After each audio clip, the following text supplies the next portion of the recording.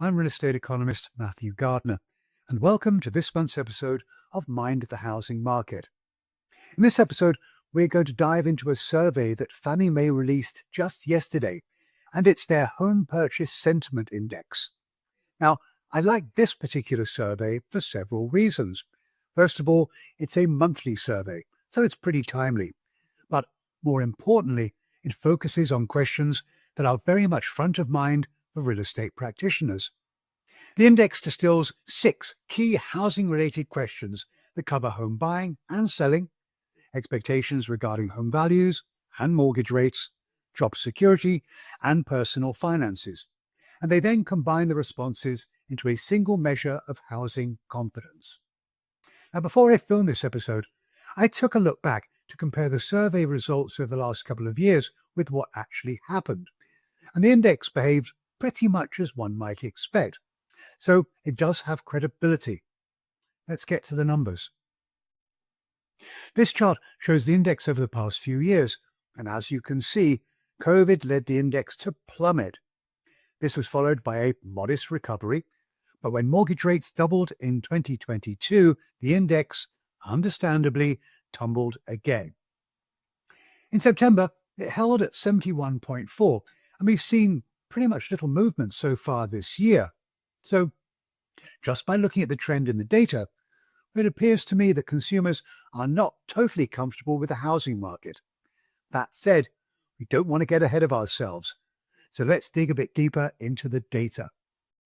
When asked about buying a home, consumers were slightly less optimistic than they were in August, but they still saw the market as being more favorable than it was a year ago.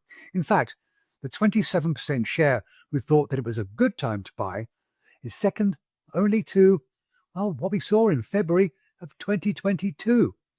And when asked if it was a good or bad time to sell, the net share who thought that it was a good time to sell, and net meaning those that thought it was a good time minus those who thought that it was a bad time, fell to just 16%. Although that's not a good sign, more than half of respondents still thought that it was a good time to sell a home. When asked where they thought home prices will be a year from now, consumers are holding steady, with 40% thinking prices would rise, but that said, about a fifth thought that prices would fall.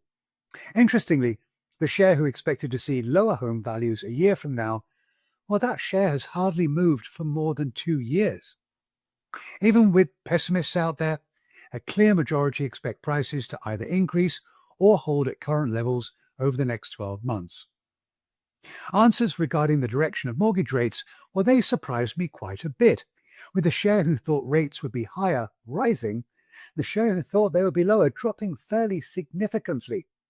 It's interesting to see that the share of people who thought that rates would be higher moving significantly even though rates were in the process of coming down during the first 2 weeks of the month, and that was when the September survey took place. Other questions asked are not directly related to housing, but are still very important, as consumers' views regarding economic conditions still play a big role when deciding whether to buy or to sell a home. The share who were concerned about losing their jobs pulled back. Now, I was a little surprised by that, given the weak labour market data that we've seen over the past few months. I'm now very curious as to whether this will change as we move through the balance of the year. Consumers shared that their household finances were still stable, but expectations of large pay increases, they have tapered substantially. Now, I think the answers that consumers gave here, they still support my initial belief that, at least when it comes to the ownership housing market, although certainly still cautious, no one's really seeing a housing market that's falling apart. 2/3 expected borrowing costs to hold where they are now or be a little lower a year from now, and almost 80% were confident that home prices would still stand up. Although the September survey didn't have many surprises, I was still a little perplexed at how few thought that mortgage rates would be more favourable by the fall of 2026. In its totality, I'm going to hold by my position that consumers, although remaining pretty cautious, appear to not be overly concerned about the overall direction of the ownership housing market. There you have it, my take on Fannie Mae's Home Purchase Sentiment Index. I hope you found my comments to be of some interest, and if you did, please subscribe to my videos. You can do that by hitting the link below. As always, I'd love to know what you think about this topic, so feel free to leave any thoughts you may have in the comments section. Also, if there's a subject you think I need to cover, let me know that as well. Until we see each other again, do take care, and I'll be back again next month to take on another topic that's of interest to real estate professionals and their clients. Bye now.